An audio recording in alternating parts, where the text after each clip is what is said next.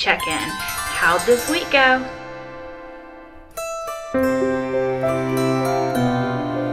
Hey everybody, it's Erica with Time to Shrink. Hey y'all, it's Erica with Time to Shrink. It is time to do a weekly check-in. I had vertical sleeve gastrectomy surgery 4 weeks ago today, 11/23/2018 in Puerto Vallarta, Mexico with Dr. Hidalgo. My highest weight was 270. That was in the spring of last year. My starting weight the day that I flew down for surgery was 235. Last week I was in a stall and was at 222. This morning I weighed in at 220.6. So I've gone down a little bit, not a whole lot. So for 4 weeks, for a month, that's what, 14 pounds? So not awesome, but it's going down and that's the right direction. Overall, this week has been a lot better. Last week was, if you saw my video, I was pretty sad. It was pretty abysmal. Overall, much better. Let's get into talking about it. It has been a month, so I did do my measurements. I don't do my measurements weekly. I do them once a month. But from the beginning, 6/22/18 was the first time I ever did my measurements, and I wish I had done them before I had started losing weight. I started keto in the beginning of June, and this was June 22nd when I finally took my measurements, and I had already lost almost like 20 pounds at that point. So I hate that I didn't get my original measurements, but my measurements as of 6/22, I was 258 pounds. Just a quick review of my measurements. My chest started out at 45. Bra size was, I was wearing a 44. It was super, super tight. I just bought new bras yesterday, and my chest is a 38 and a 4th, and I fit comfortably in this 38. I was looking in my videos, y'all, last week, and my boobs were like, instead of here where they're supposed to, they probably should be up here a little bit, but whatever. Instead of here, they were like hanging low. Do your boobs hang low? Do they wobble to and fro? Yeah, it was not a good situation. When I saw my vlogs back, I was like, oh my gosh, your boobs are like down to your boobs are like down to your waist, Erica, to your belly button. And then one of my kids even said last week, he was like, you might want to put a bra on, Mom. And because he had some friends coming over, I was like, I have one on. Like, it was so embarrassing. Like, I had like a really kind of loose sports bra, and my boobs were basically like falling out the bottom of it. It was not good. So I did go ahead and get a couple new bras. So that was a change, a big change. My waist was a 47.5, and it is down to a 40. So that's 7.5 inches that I lost in my waist. And from just pre-surgery, it's 2.5 inches I've lost in my waist. So I'm really happy with that. And then the other place that I've lost a ton is my hips. I started out at 65, and that mainly was because my lower belly was impeding my hip measurement. You know, it was sticking out so much. So that was 65. Right before surgery, it was 50 and a 4th. So I'd already lost a ton of my belly doing keto. And then today it was 47 and 3/8. So 47, 48, 49, 50. That's like 3 more inches in this month. So I'll really take it. Definitely still have a belly. That's definitely going to be an issue, but it's really going down. So the fact that I had been on a 2-week stall, doing my measurements was really helpful. It made me feel better. Putting on the clothes that I take my pictures in made me feel better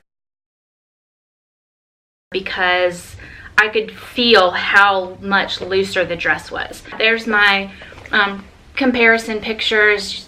You can definitely see that I've lost a lot in the middle.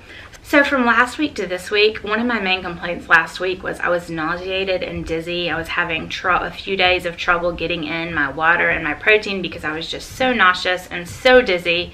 I decided to correct that with really working on my electrolytes and my water. And I also went down on my beta blocker pill, and it seems to have worked really well. I have a lot more energy this week again. I am sleeping well. When I do wake up at night, if I need to go to the bathroom or something like that, that's really the only time, or first thing in the morning when I go from lying flat to getting up. If I don't take my time, I do get really dizzy and almost like black out. I have to like put my hand on the wall or wherever I am, but it's just a few seconds and then I'm fine. So that's been a lot better. probably need to work on my salt intake a little bit more and try and get that water up a little bit higher. But the whole 15 minutes before and 30 minutes after of no water when you're eating small amounts throughout the day, it really limits the water drinking. That combo has really been the hardest part for me this week of getting. I think I could get a lot more in if I didn't have to wait those periods. But I am. So that kind of is a good segue into what I'm eating. I thought I would just go over what I ate today, and it's kind of a representation of the food I've been eating this week. I woke up this morning and I had a Performance protein bar. One Performance protein bar is 200 calories, 14 grams of protein, 6 net carbs, and 15 fat. So it's a pretty good keto bar. It's a little high on the carbs. The 6 carbs is a little high. I have found that that's something that's really easy for me to eat because it's like a wafer and it just dissolves in your mouth like it's nothing, and it sits really, really well. So if I'm feeling kind of nauseated but I know I need to get in some protein, I will eat one of those, like half a bar, and then a while later I'll eat the other half of a bar. So that actually has been helpful. And for lunch I had a ricotta bake with a little bit of Italian sausage that was crumbled in it, and I'm on the soft food stage now, and the ground beef, or like meatball consistency, has been doing really pretty well. So it had a little bit of that in it. And then for dinner I had the other half of the ricotta bake, so it was about 5 ounces, and actually haven't had dinner yet, but I'm going to have the other half. I had about probably 2 ounces worth of it for lunch and then had to stop, and then I plan to eat the other half. I also made a sugar-free cheesecake, and I had a few bites of that. So if I eat everything that I have on my list, a little shy on the protein, I need to get a little bit more. I may add a protein shake in there to get a little bit more. And then for one of my snacks today, I had hamburger casserole, which is something that's also been sitting really, really well for me. It's definitely one of my favorite keto meals.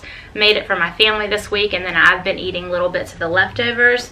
So one serving of that for me is 130 calories and has 8 grams of protein. Basically, it's ground meat, so ground up hamburger, egg, mayonnaise, what is it? Egg, mayonnaise, and sour cream, and cheese. So it's pretty fatty and really, really easy to get down. As long as I take my time and eat slowly. Do you need me? No. So the hamburger casserole is something that is really sitting really, really well. I'm just gotten into the soft stage. It's probably one of the things that has set the best. I did yesterday try some protein shake again. I haven't had one in like a week because they just weren't sitting great. All right, we're gonna talk potty talk, y'all. Here it comes. I had diarrhea all freaking day yesterday. I've had diarrhea every other day or so. My stools have been very, very loose. I know constipation is this big issue for so many of us. I'm having the opposite. And if it's a protein shake, it goes immediately through me. Like, my body does not like them. I'm even drinking my Iconic protein ones that were sitting the best for me. They are lactose free. My body is just not loving them. Not loving them. Oh well. The only issue that I've had this week with eating is how fast. 3 times this week I threw up, y'all, and every single time it was because the amount that I put in at one time was too fast, like bite after bite after bite. I am so used to eating quickly. If what I'm getting ready to eat sounds really, really good, or tastes really, really good, I'll have like a few bites too fast almost without realizing it. I definitely need to eat slow. If I use my little toddler spoon and eat a couple bites of it and then wait 2 or 3 minutes and then have another bite, wait another minute or 2, as long as I do that, I do really, really well with the soft foods. But the minute I start to try and eat it fast, it just sticks and it's like, nope, we're coming back up, Erica. And that has not been fun. Like, I just start salivating and get this foamy feeling, which I guess is what they call the foamies. And then I run to the bathroom and either stand there and breathe through it and it goes away, or a few times I've thrown up. And it's absolutely my fault. It's absolutely because I had too much at one time. This happened on some luncheon meat, which I tried yesterday. I measured out 2 ounces of ham, and that's okay on soft foods. And it seemed like it was going down okay, and I just ate it too fast, and you know, a little bit of it came back up. This happened with the hamburger casserole, which every other time I've eaten has been fine, but it was the speed. I know it was the speed. So I am literally from here on out going to try so hard to take my time with eating and making sure I use the little spoon and take little bites. So that's the deal with that. What else? Oh, also I have been checking my blood sugar and my ketones some, just to see where I am. I've been trying to stay in my low carb, less than 20 carbs plan. I've had a few days where I had just a couple more carbs over that, but I've been in a really good, strong ketosis between 1 and 2, and my blood sugars have been pretty decent, so I've been really happy with that. What were my issues this week? So other than the eating too fast thing, I am really struggling with my vitamins.